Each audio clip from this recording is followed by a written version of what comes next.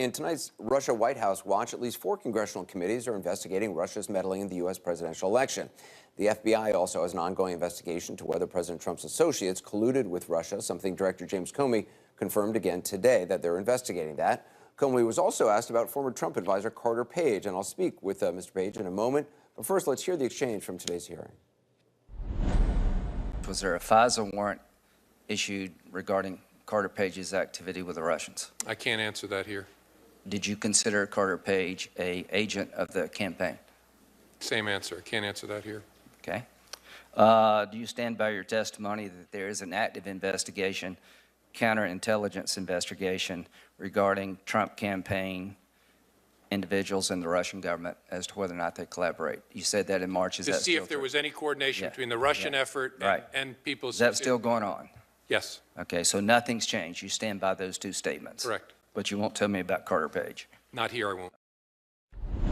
And Carter Page joins me now. Hey, Carter, so the FBI director refused to answer any questions about you specifically. Have you spoken or been contacted by the FBI?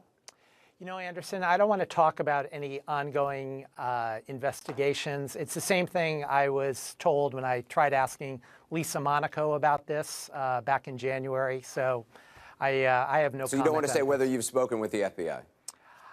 Let me just say that I've been very cooperative with a lot of individuals in government, and I've been. I know you've written letters to the Senate Intelligence Committee. Yes. Yeah. The last time we spoke, you denied. There's been so much focus on your trip to Moscow when you made that speech in the summer of 2016. You've repeatedly denied having any conversations in a lot of interviews about lifting sanctions when you were in Moscow.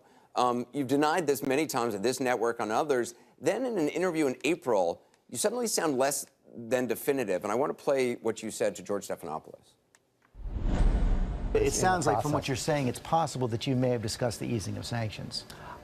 Something may have come up in a conversation. I have no recollection, and there is nothing specifically that I would have done that would have given people that impression, George. But you can't say without equivocation that you didn't discuss the easing of sanctions. Someone may have brought it up. I have no recollection, and if it was not something I was offering or someone was asking for. So it seems a little unclear. It does seem like you're changing your story somewhat. You said never one day in many interviews, and then maybe another day. So did anyone talk to you about sanctions? I mean, you were there for 3 days in Moscow. Anderson, listen. Talking about sanctions in Russia with economists, et cetera, is like talking about the weather. It's been such a force. Well, a lot of people talk about the weather. So are you saying, yeah you talk about sanctions? But I did not talk about changing the weather. Let's just put it that way, which I think was the prior conversations we've talked about. But I don't know what that means. So, but just in general, in the 3 days, you did have conversations with people. You said previously you talked to scholars, you talked to educators, professors. People talk to you about sanctions. I have no recollection, Anderson, and I'd be curious to hear what specific quote was so questionable that I said to you previously. So, well, I'll play a couple for you right now. Was there ever an offer that helped Never. you lift the sanctions, you'd get something out of it? If I were offered a prize of many billions of dollars, that would be quite an offer, but that was never dropped in my lap. No. Can you answer that question? Was there ever any offer like that at all? No offer whatsoever. Did any conversation you had while you were in Russia pertain to U.S. policy to Russia, vis-a-vis particularly the sanctions, or to the Trump campaign? Nothing about sanctions. You never said that to anybody, that you think that if Donald Trump won, he might be willing to get rid of the sanctions against Russia? No. So to Chris Hayes, you said nothing about sanctions. So exactly, yeah. Well, about U.S. policy related to it, right? I mean, it is a factor in the Russian economy, right? So I mean, this is kind of, it's splitting hairs, Anderson. I mean, there's nothing. Well, it's just it's trying to get facts, and you say you didn't have those conversations, but you haven't been really clear on what you did for the rest of the 3 days, other than give a speech. It would be quite understandable that after years of trying to drum up business in Russia, a guy suddenly shows up in Moscow who's been approached by a Russian spy back in 2013 as a potential source. Suddenly you're back in Moscow. You're now named as a top advisor to the Republican nominee. It would be hard to imagine Russians wouldn't talk to you about sanctions or U.S. policy, and Russian intelligence wouldn't be interested. So there may have been conversations. Anderson, in all instances, I told everyone that I was not there representing the Trump campaign, as I think I've explained to you previously. Right, but and you I made can that say you're very not clear. representing I a campaign, but you were clearly invited to give this lecture because all of a sudden your star had risen dramatically from your previous experiences in Moscow. Anderson, I've been giving speeches in Moscow going back over a decade, and all the top universities, basically. So, did you ever talk major. to anyone in the Trump campaign about lifting sanctions on Russia? Because you said you sent them policy papers. I have. Look, Anderson, I don't talk about internal discussions or things that may have been confidential internally. Because you have talked about sending policy papers. I had no specific conversation that I can recall. Again, nothing that has anything to do with what was discussed in the hearings today. So, and I think there's just a number of statements there's just a number of statements that you've made that I'm just trying to kind of pin down, because you have given seemingly conflicting accounts the number of interviews you've done, which I've been reading now for a while. I mean, I will get asked you your exact role in the campaign. That's also been in doubt. You said in December, long after you were let go by the campaign, in a press conference in Moscow to Russian reporters, that you had a, quote, number of meetings with Donald Trump. Then when you and I spoke last, you admitted you weren't in any actual meetings with Donald Trump. You never even met him. The meetings you were talking about to Russian reporters were public rallies attended by thousands of voters. So it does sound like when you were in Moscow talking to reporters that you were playing up your credentials with the campaign. Is that fair? To the contrary, Anderson, at that particular speech that you referenced to the New Economic School as well, I was very clear that I was not there representing anyone other than myself. Right, but in December, in an interview, in a press conference, I think at a Sputnik Institute, I believe it was called, you were questioned about whether you really had been in any meetings with Donald Trump, and you said that you'd been in many meetings with Donald Trump. And then when you were on my show the last time, you said what you were actually talking about is you went to public rallies. I believe Bismarck, North Dakota was one of them. So that's when you said you were in meetings with Donald Trump, you were in the kind of rallies that we saw on television that we broadcast that tens of thousands of people went to. And as I also explained to you, Anderson, some smaller meetings as well. But look, the bottom line is... What does that mean? Because Donald Trump has said he's never met you. You say smaller meetings. I know you went to 3, according to the Washington Post, you went to 3 dinner meetings for unpaid advisors on national security during the spring and summer of 2016. Is that the meetings you're talking about?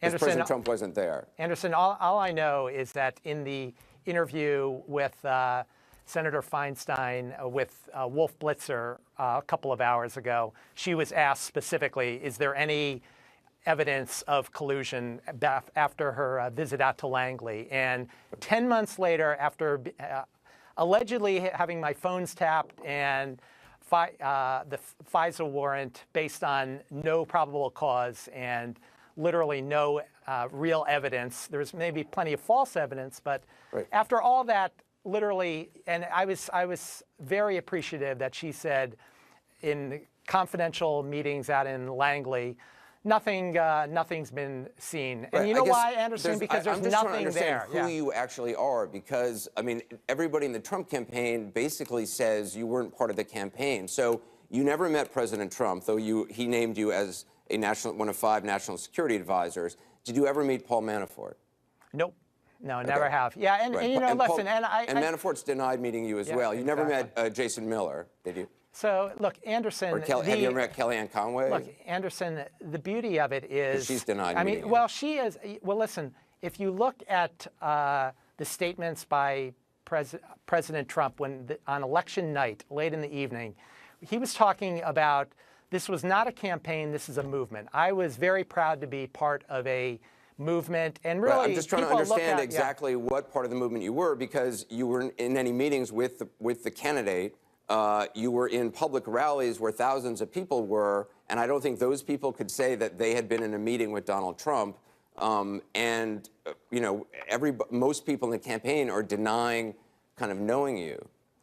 So I'm just trying to get, you won't say who brought you into the campaign. You won't say what the topic of, policy papers, which you've said you actually sent are.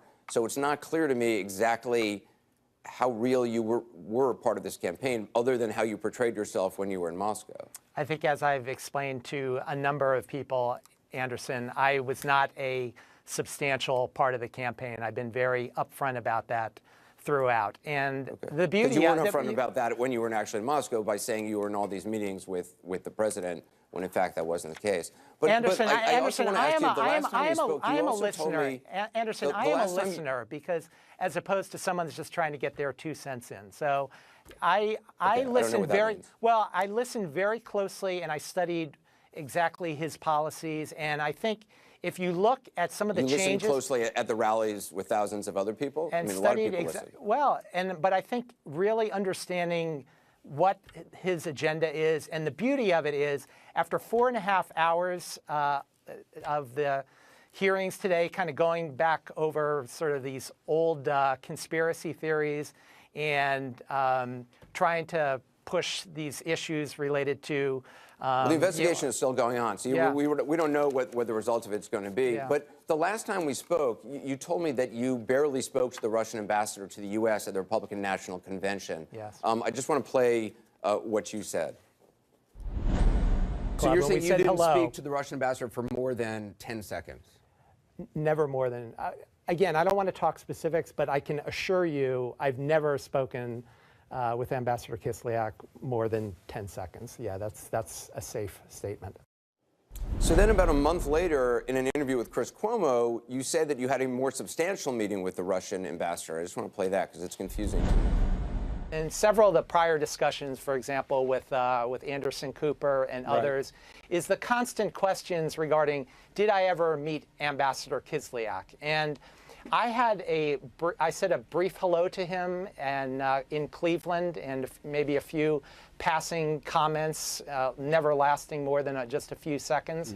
And it's interesting. The reason why I wasn't more forthcoming about that with Anderson about a month and a half ago is it was a confidential meeting. Everyone that was in that meeting agreed they would keep the conversations confidential, and I was respecting that. And so the reason why I can talk about it now is the Kremlin spokesperson, Mr. Peskov, has said that, yes, there were various interactions between the supporters of the Trump campaign as well as the Clinton campaign.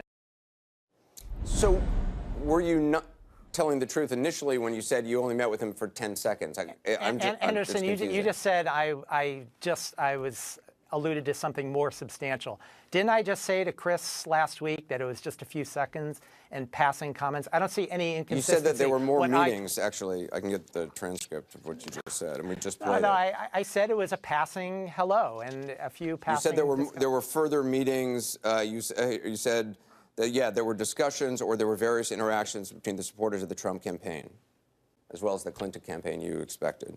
Well, interactions, that's a few passing. I mean, there's nothing, Anderson. Okay, so there were not various interactions. You said there were discussions.